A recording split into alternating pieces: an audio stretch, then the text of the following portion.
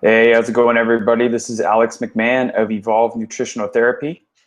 I want to thank you all for joining me today. I know it's a little bit later today, but the thing is, this is the time that I could really hop on here and kind of talk about what we wanted to talk about, which was basic health and fat loss. I want to invite as many people as I could and kind of create a forum for folks to bring their health and fat loss questions. So this very last week, for everybody who subscribed to my newsletter, I offered a free 20-minute health consultation. And it was really a pleasure getting to chat with those people. We got to talk about a variety of things from, how to develop sustainable habits to digestion, all the way down to, as you guessed it, the one thing I ended up talking with a lot of people about, which is basic fat loss. So it was really great to chat with everybody about all those subjects. But I also wanted to create a little extra incentive for anybody who couldn't really make it and chat with me during those 20-minute time frames. So what I wanted to do was host this Google Hangout, so that way anybody who wasn't able to, get on the phone and chat with me for that 20-minute consultation could still, have their questions answered. So for anybody who is in here who had that, the biggest thing is I want everybody to go ahead and leave any questions that they have. So I'm going to go ahead and turn the Q&A on real quick. So let me see how to do this.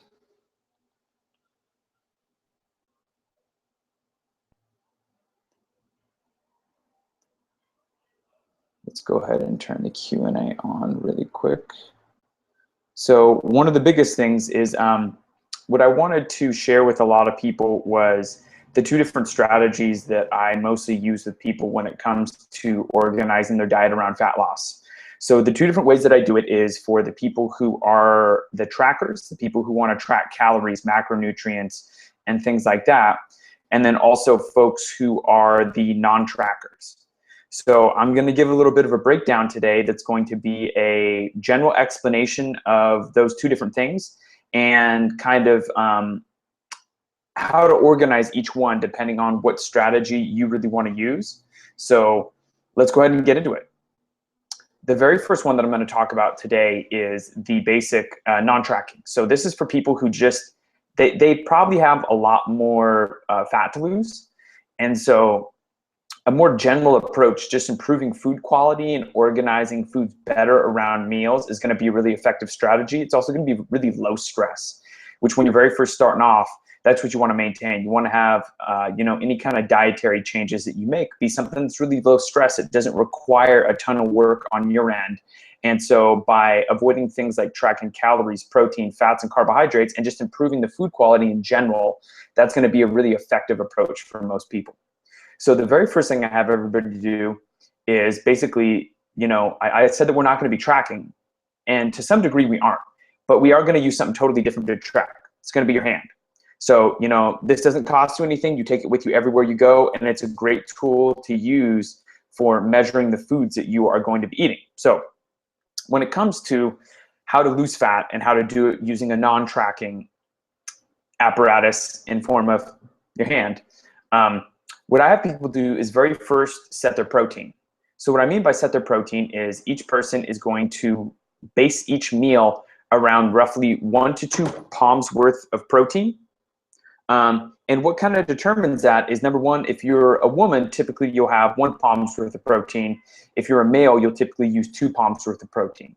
And this is a really effective strategy because everybody is a little bit different, and based on the size of your palm, being a bigger person, you might need more protein. A smaller person might need less, and so a lot of that could actually be reflected in your palm size and the amount of protein you're going to be putting on your plate. So very first and foremost, I have people use 1 to 2 palms worth of protein, and that could be in the form of 3 to 4 eggs.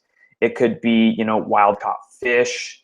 It could be turkey, chicken, beef, steak, anything like that that you would like.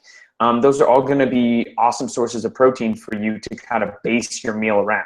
So again, 1 to 2 palm size portions of protein at each meal. And that could be, if you're eating more meals throughout the day, if you're eating 3 to 6 meals, you might break that down and do a half a palm's worth.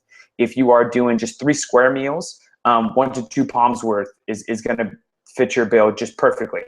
So moving on from there, The next thing we're going to address is your basic, vegetable intake. And that's one thing that a lot of people really don't need to measure very much, but since we're already in the habit of using our hand, we might as well continue that habit and use it a little bit. So we're going to be using to measure our veggies is just your basic fist. So your basic fist like that. So you're going to put 1 to 2 closed fist portion of veggies on your plate. And these could be any kind of non-starchy vegetables that you like. It could be kale, it could be collard greens, it could be Brussels sprouts, broccoli, cauliflower, anything like that you'd like that doesn't have a dense source of carbohydrates within it. So 1 to 2 closed fist portions of veggies on your plate, okay? So next up, we're gonna be addressing fats. The one thing that people have avoided for a long time. Everybody was, very adamant for a long time that saturated fat and cholesterol are going to cause heart disease and kill people. And slowly but surely over time, we've learned that just flat out is not true. So the other thing is when it comes to fats that you'll want to kind of tinker with a little bit is depending on how much fat you have to lose, and also depending on your kind of tolerance of carbohydrates, that will have an impact on the amount of fat you're going to be adding to your diet. So if you have a large amount of fat to lose, and you are more of a sedentary person, you'll generally have more fats at your meals and less starchy carbohydrates. It's just, a pretty effective strategy. I've used it with a number of clients. It's worked very well for many, many people. So based on how well you tolerate carbs, you're gonna do about 2 to 3 thumbs worth of fat at each meal. So that could take the form of, some nuts or seeds on the side. It could be an oil that you use to cook. It could be the oil that you put over a salad or a vegetable that you just cooked. So I would recommend adding at least 2 to 3, thumb-sized portions of fat to your plate. And so for that, when it comes to things, people always ask me about the oils that are the best to cook with. So when it comes to oils that are the best to cook with, those are always going to be your more saturated fats. Those are going to be, butter, ghee, tallow, lard, coconut oil. And the reason why I'm always recommending the saturated fats is because they don't have any open bonds on them. So what they mean when they say a saturated fat is it's a fatty acid that has no open bonds. All the carbon bonds on it are actually filled up. So because it's filled up, you can heat a saturated fat up and it will not actually damage that fat when you cook with it. Now, when you have a polyunsaturated, meaning 2 or more, it means it has 2 or more open bonds. So those are going to be more easily damaged by heat. Those are going to be your vegetable oils that a lot of people choose to cook with. You want to try to avoid those. So that's going to be, safflower oil, corn oil, canola oil, rice bran oil. In any kind of vegetable oil or shortening, you're going to want to avoid cooking with, but you're also just going to want to avoid in your diet. They're not a health promoting fat that is going to get you close to your goal. And they've proven over time they actually interfere with the cellular structure that we have and makes it harder for nutrients to come in and out of our cells, so that we have a harder time detoxifying the cells. But then also the membranes either get too fluid, so they let the wrong things in and out of the cell, or too rigid, so they don't let things effectively out of the cell. By the way, I apologize for the light. Apparently Portland decided to be really sunny today, and I didn't know that my blinds weren't that good at keeping sun out. So I apologize for the light, but this is kind of the best that I can do right now. So anyway, on to it. So any of the fats that you add to your meals, you're going to want to cook with more saturated fats because they aren't going to be damaged by the heat that you use when you're cooking those meals. Now, on the opposite side of that, if you're going to be adding something to a meal that you've already cooked, but not actually cooking with it, or if you're going to be using an oil for a cold use, that is going to be where you can use some of those more monounsaturated and polyunsaturated fats. Now remember, we never want to use the actual vegetable oils. When I refer to the monounsaturated and polyunsaturated ones that you can use, those are going to be things like your, pistachio oil. Sometimes they have that at Trader Joe's and things like that. They also will have, avocado oil.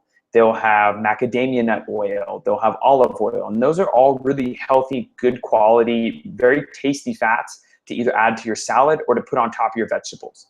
Now, one of the reasons that we actually want to have all of our vegetables with some form of fat is because a lot of the benefits that we get, aside from, vitamins, minerals, enzymes, and things like that from veggies is the fat-soluble vitamins, A, D, E, and K. They're all very, very healthy for us. They all help, promote a number of functions in the body. As I'm sure you've all heard of vitamin D and how popular it's gotten lately. The whole thing is we have to have fat to give those vitamins a vehicle into our body to be absorbed. So whenever you're having your veggies, make sure to have a source of fat with them. So next up, we have our carbohydrates. So this is where it gets really interesting for a lot of people. If someone is a little bit, if they have more weight to lose, and they're someone who has more of a sedentary lifestyle, a lower carb, higher fat approach is going to be pretty effective for them. I've seen it with a number of my clients before. It's just something that's happened time and time again, and it's effective. But the thing is, as someone loses enough weight and gains muscle, their ability to tolerate carbs can actually go up. So just because a strategy was very effective at getting someplace from an unhealthy body to more of a healthier body doesn't mean that that same dietary strategy is going to be what you're going to want to incorporate long term.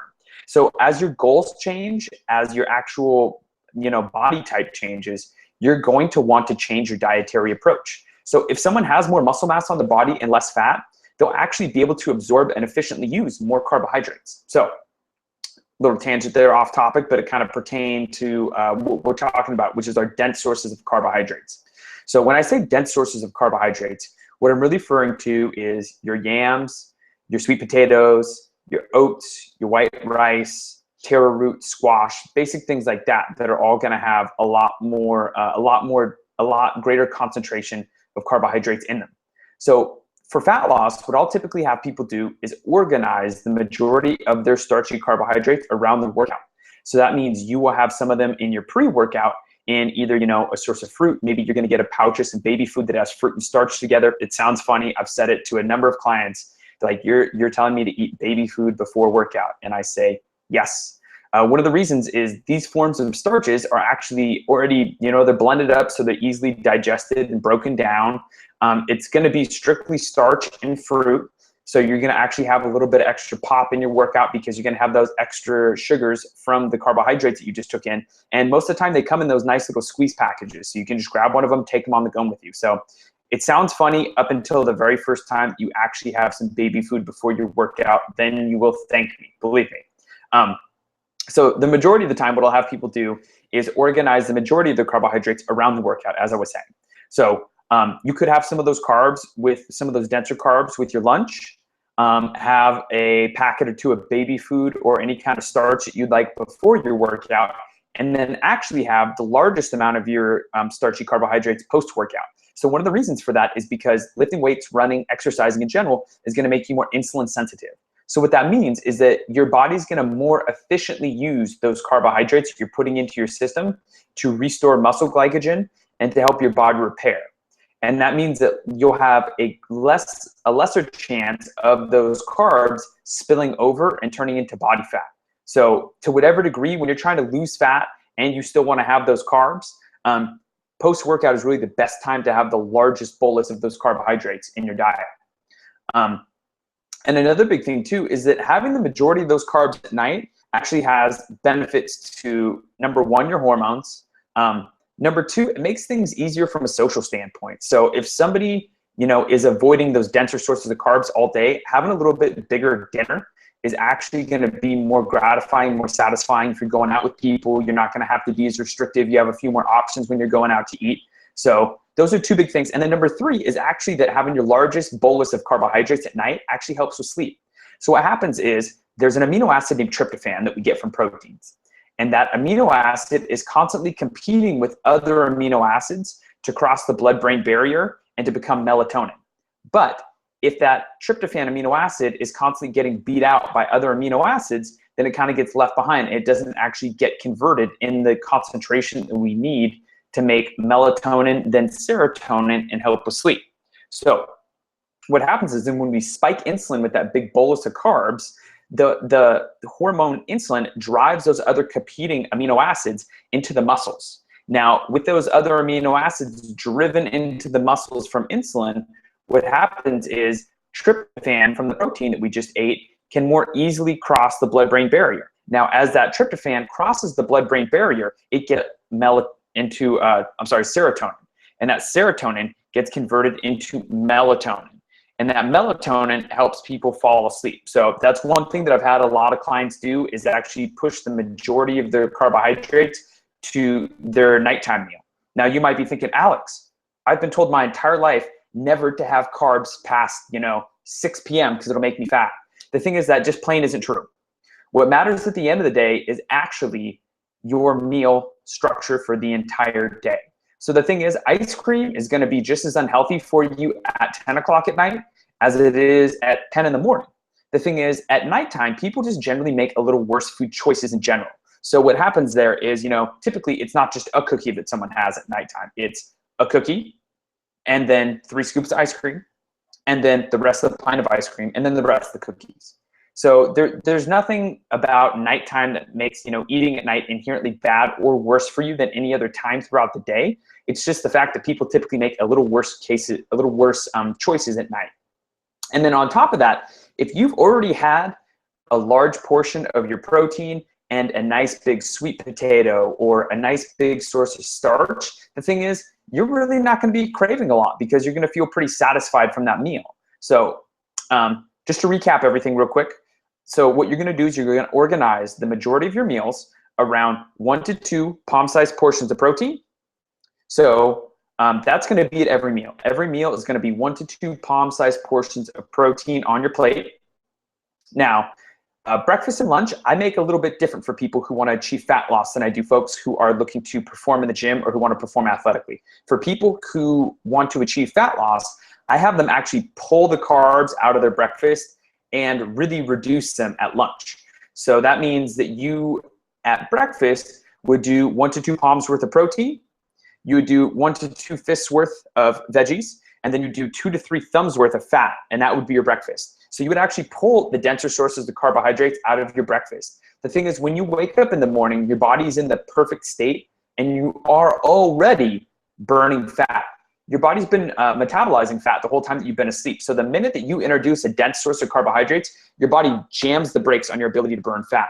So if you pull those carbs out of breakfast and you just focus on protein, fat, and veggies, you give your body the fuel that it needs to keep burning to feel well-nourished and satisfied, but you allow your body to keep metabolizing that fat for a longer period of time. So next up, we would have lunch. So lunch, again, is going to be 1 to 2 palms worth of protein. It's also going to be, very veggie and fat-centric. And then on top of that, if you wanted, you could start incorporating a tiny bit of carbs there. So you could do, a piece of fruit. You could do like a half a cup of sweet potatoes or something like that on top of everything else. You have a little bit of the denser carbs around your workout. Now, what this would look like is if you were to get up, have 2 to 3 eggs, maybe a couple handfuls of kale, all scrambled in, half a tablespoon of butter with your coffee and some half and half or heavy cream. Lunch would be, a chicken salad with, slivered nuts. Maybe you chop up a half an apple and toss it in there, and then olive oil and apple cider vinegar over the top with salt and pepper, and maybe, chicken or beef or avocado, tomatoes, anything like that. Any kind of non-starchy veggie that you'd really like, you could toss into that salad, and that would be good to go. Now, for your pre-workout meal, you're going to want to make sure that that has a source of a source of carbohydrates and a source of fat. The big reason you want to make sure that it has a source of fat in there is because if you just have a straight source of starch right before your workout, what's going to happen is you're going to go hypoglycemic in the workout. Now, what that means is your blood sugar will go up and your body will use all that sugar to meet the immediate energy needs. And then you might, the chances are pretty good that when blood sugar dips in the middle of your workout, you're not going to feel very good. Your performance is going to tank. You're going to feel like crap. So we have some fat in there so that what happens is it slows the digestion and the regulation of that energy. So instead of having our blood sugar be a very stark peak and valley, it's going to be more of a slow rolling hill that allows us to maintain that energy throughout the course of our workout. So that could be something like an apple with some almond butter. It could be, sugar-free applesauce with a couple tablespoons of almond butter in it, full-fat Greek, or, what's it called? Like 4% fat Greek yogurt with some berries or some sweet potato wedges in there. You could do berries and beef jerky. There's a number of things out there. Or you could do the basic baby food with, you know, a little bit of almond butter or something like that. You know, a banana and some peanut butter would also work as well. Now, you go and you hit your workout, you crush it, you do a great job. So after that, what you do is you switch gears and you go home, you hang out for a little bit, and you have your post-workout meal, also known as your dinner. I guess that's what it would originally be called. It's not a post-workout meal, it's just dinner if you're eating normally. So your dinner would be, again, 1 to 2 palm-sized portions of protein, but at this, you would change a little bit. So what you would do is instead of your typical 2 to 3 thumbs worth of fat, because we're getting a ton of starches in this meal, we're actually going to want to reduce the amount of fat that we have. So we're going to go roughly 1, maybe 2 thumbs worth of fat max.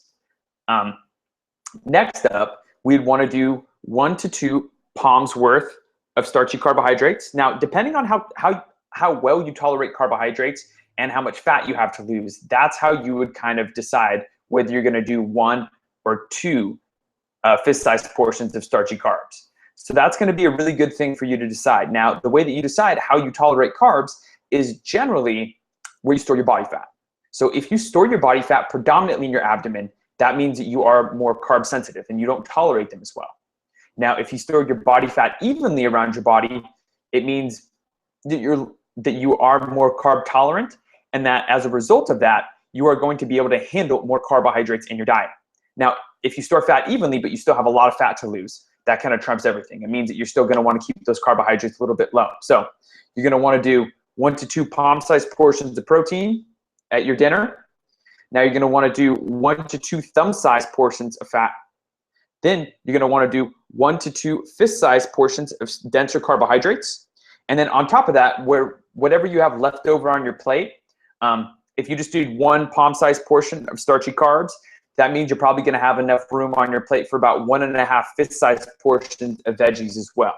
Now, the less carbohydrates you do at this meal, the more vegetables you're going to want to plug in. The more veggies you plug in there, it's just going to help you feel fuller. You're going to get more fiber, vitamins, minerals, enzymes, all those health-promoting things that we all get from having vegetables. So that is how I would organize the diet.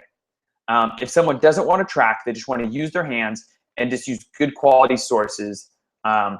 So as a quick recap, for the dinner, that could look like a steak, asparagus, and a sweet potato.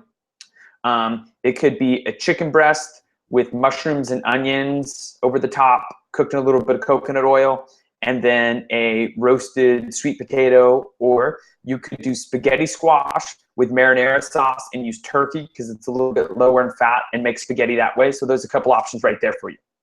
So next up, what we're going to be covering is how you can organize your diet if you would like to lose fat using a tracking approach. So I have a whiteboard that I'm going to be using throughout this, so I'll be pulling it up and putting it down from time to time. So if that's something that's really annoying to you, tough. No, I'm just joking. So I've tried to write everything out so that you can see it as I'm talking about it, and I can kind of reference back to it to help you kind of troubleshoot any problems that you're having. So for the person who wants to track, I always recommend they get something like MyFitnessPal. There's a number of trackers out there. Whichever one you like best, download it and use it. Now, the thing is with MyFitnessPal, it's always a little misleading. So I've had clients text me freaking out saying that they've gone over on this and that on their MyFitnessPal thing. MyFitnessPal's telling them they've gone way over on saturated fat, all these different things. You kind of have to ignore the recommendations from MyFitnessPal to some regard. You just want to use it to track your food. You don't necessarily want the information that it's giving you. So for anybody who is trying to lose weight, what I have them do is I have them multiply their body weight times 10 to 12 calories. So generally what I'll have people do is multiply their body weight in pounds times 12 calories. You always want to start at the top end of something so that once, if you're trying to lose weight, you always want to start at the top end of something so that you have wiggle room to adjust it moving down. So if 12 calories isn't working, you can always adjust down to 11. If 11 calories you stall out there, you can always adjust down to 10 calories. The thing is, if you start it right at 10 calories, you don't have that room to adjust your diet. You don't have the room to adjust the calories as time goes on. So you want to start and try to lose fat, eating as much food as you can, but also eating as many calories as you can. There's nothing admirable about someone who can suffer the most. You want to be able to lose fat Well, eating as many calories and as much food as you possibly can. So first up, we have our body weight times 12 calories, okay? So from there, what I do is, I'm gonna pull out my handy dandy sign right here to show you guys. So from there, what we're gonna do is we're gonna calculate protein. So protein is generally gonna be your body weight times either 0.82 to 1 gram per pound of body weight. So a good starting place for a lot of people is going to be their body weight times one gram, and that's going to be the total amount of protein calories, or the total amount of grams of protein that they're going to be taking in on a daily basis. So for someone who's 170 pounds, that's going to be 170 grams of protein. For someone who is going to be 150 pounds, 150 grams of protein. Now, if someone is excessively large, upwards of 250, 300 pounds, you're going to want to have a limit. So for someone who is that big and has that much weight to lose, I would recommend probably using the 0.82, because beyond a certain point, the protein actually isn't going to serve any purpose for your fat loss goals, and in a lot of regards, it is actually going to it's actually going to make you kind of feel like crap. So you want to cap it at a certain point. For most people who are a little bit leaner, or people who have that last 10 to 15, 1 gram per pound of body weight is going to be a good starting point. So next up, what you're going to want to do is you're going to want to calculate your fats. So for fats, that's going to be dependent on how well you tolerate carbohydrates. So as we spoke about in the previous section on the non-tracking, how you kind of figure out how well you tolerate carbohydrates is where you predominantly store your body fat. Store it in your abdomen, you probably don't tolerate carbohydrates very well. If you store your fat evenly all over your body, chances are you tolerate carbs pretty well. So for someone who doesn't tolerate carbs well, your fats are going to be higher. Now for someone who does tolerate carbs well, your fats are going to be a little bit lower. Now the thing is, I always recommend that nobody ever go below, at the very least, 20% of their diet from healthy fats. Part of the reason for that is just the basic health functions of fat that we have in our body, how it helps us to regulate energy, our basic cell membrane function, and then also fats make the basis for our steroidal hormones. So that means testosterone and estrogen and everything like that are actually made from the dietary fats that we get, most notably saturated fats and cholesterol. So that's a quick little tip for you there. So what you can see here is that now our fat is going to be calculated by 25 to 40% of the diet. Now, if someone doesn't tolerate carbs very well, they're going to probably lean a little bit more towards the 35 to 40% of their diet coming from fats. Now, if someone does tolerate carbs well, I might start them at 30 and then see how they do. And as we get a little bit closer to the goal, I may drop those carbs down to 25% and then down to 20% as their carbs go up a little bit. Now, what you're going to do from here to figure out your total carbs is you're going to take your total calories. So that's going to be your body weight times 12 calories. That's going to be your total calories. Now you're going to take, your body weight times 1 for the grams of protein. And because there's 4 calories for every 1 gram of protein, you're going to take the grams of protein per day and times that by 4. So you're going to take that number and circle it. Now, next up, you're going to decide what percentage of your diet you're going to want to have come from fat. So if you have a lot of weight to lose, it should be upwards of 35 to 40%. Now, if you don't have very much fat to lose, the last 5 to 15 pounds, we'll call it, you can probably tolerate anywhere from 20 to 30% of your diet. So what you're going to do is, based on the amount of fats you're going to have in your diet, you're going to take your total calories and you're going to times it by either 0.3 for 30% of your diet or times it by 0.4 for 40% of your diet. So what's going to happen is you're going to get a number once you take your total calories and times it by 0.3 or 0.4. You're going to take that number and you're going to circle it, because that's the amount of calories you're going to be getting from fat. And then you're going to divide that by 9. Once you divide that by 9, it's going to give you the total grams of fat that you're going to be having in your diet. So next up, to help us calculate the remaining amount of what you would get from your carbohydrates, what you're going to do is you're going to take your total calories, your body weight times 12. You're going to subtract the calories from protein. You're going to now subtract the calories from fat, and then the remaining calories are going to be your calories from carbohydrates.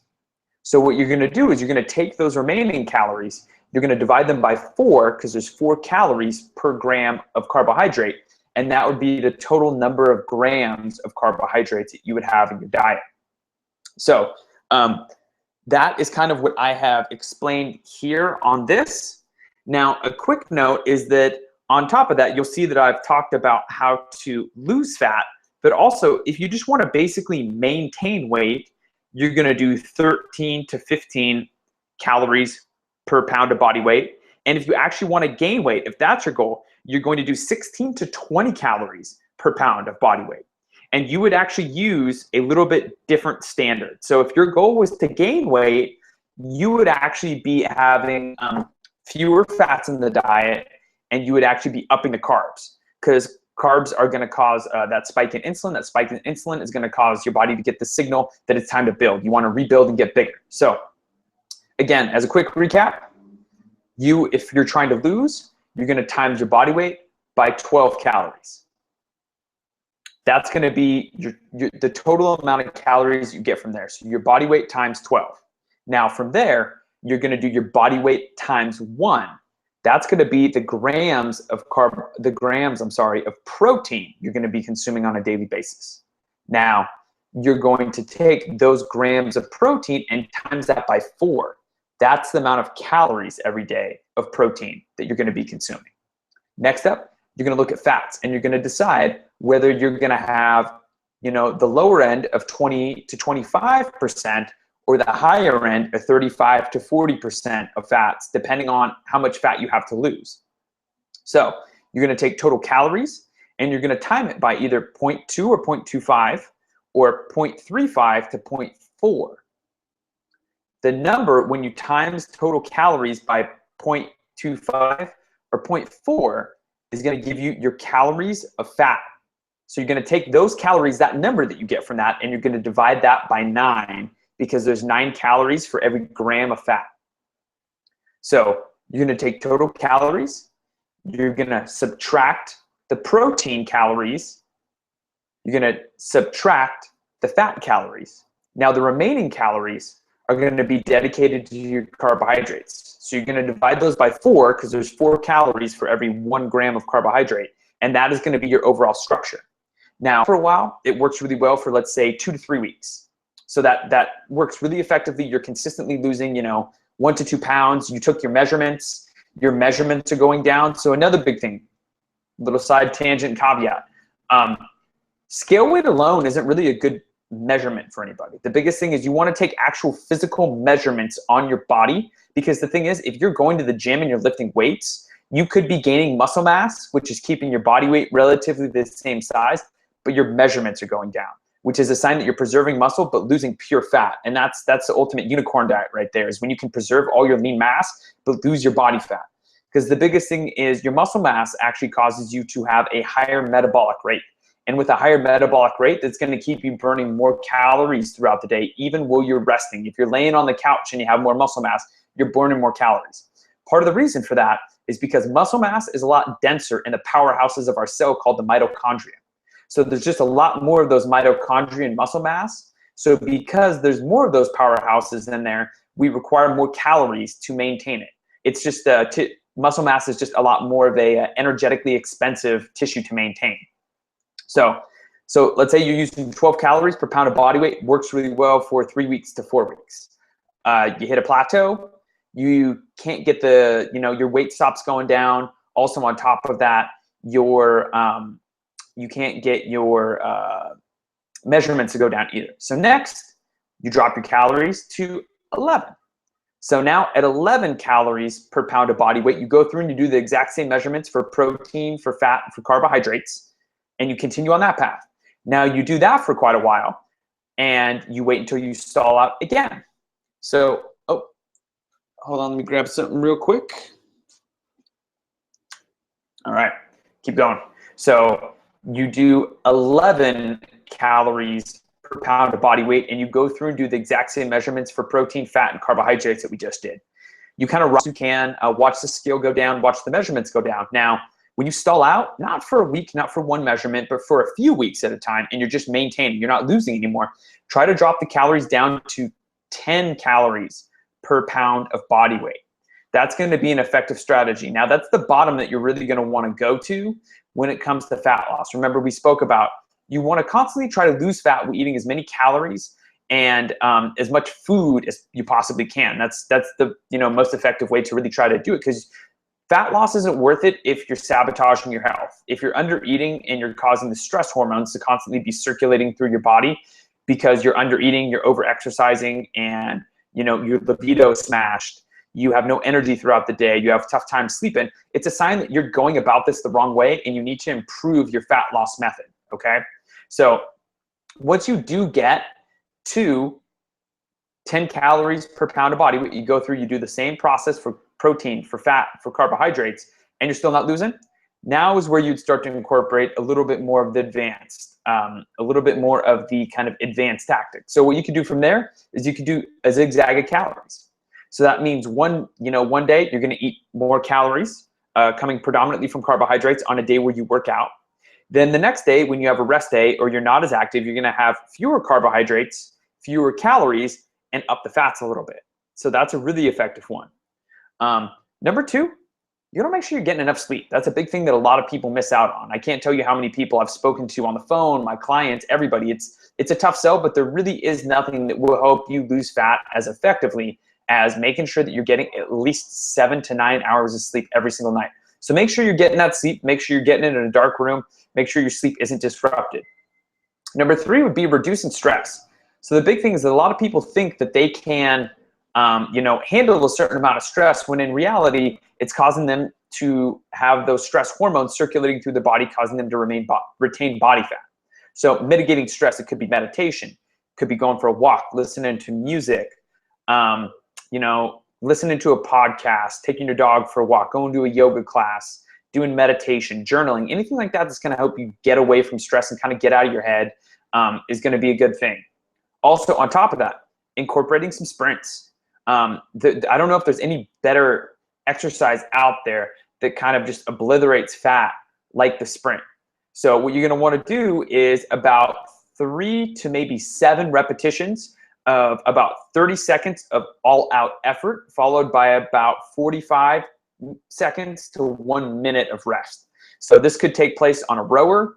You could do it with a weighted sled. You could hit a track. You could go find a hill and sprint up it. So start incorporating some sprints. That's going to be really helpful. I assume at this point you're probably doing some heavy resistance training. If not, I would recommend incorporating that as well. So that means you're going to want to see a site like Strong Lifts 5x5. They have an amazing, amazing website out there. They have videos. They have it written. They give you the program. They tell you kind of how to do everything and how to organize it. So I would really recommend checking out either Strong Lifts 5x5 or also CrossFit Football is another pretty effective one. It's a linear progression. It takes you through some heavy lifts, periodic, conditioning to kind of ramp up the fat loss as well. So on top of that, walking. So I know you're saying, Alex, I'm not going to get shredded walking. Well, the thing is, minutes, those minutes of walking that you spend on a daily basis, you're right, are not going to get you shredded. But when you add those up over the course of a week, over the course of a month, over the course of the year, all that time you spend moving is going to be good for your health, number one. And number two, it's going to actually add up to more calories that you're burning rather than just sitting on your bottom, watching Lost or something like that. So you're going to want to get out, you're going to want to walk. So I know that some people have a Fitbit, myself included. Try to get out there and hit 10,000 steps, set it up and compete with some friends. So that would be some of the tactics that I would incorporate right there. And then also another big one is you want to make sure that you're getting enough carbs post-workout. So some people, they don't get enough carbohydrates post-workout, and it's actually causing them to not recover as well. Because they're not recovering as well, their body's in more of a stress state, and being in more of that stress state is actually going to make it so that they retain that body fat. So you're gonna wanna make sure you're getting enough carbohydrates post-workout. And the last thing is you may just need to take a deload week.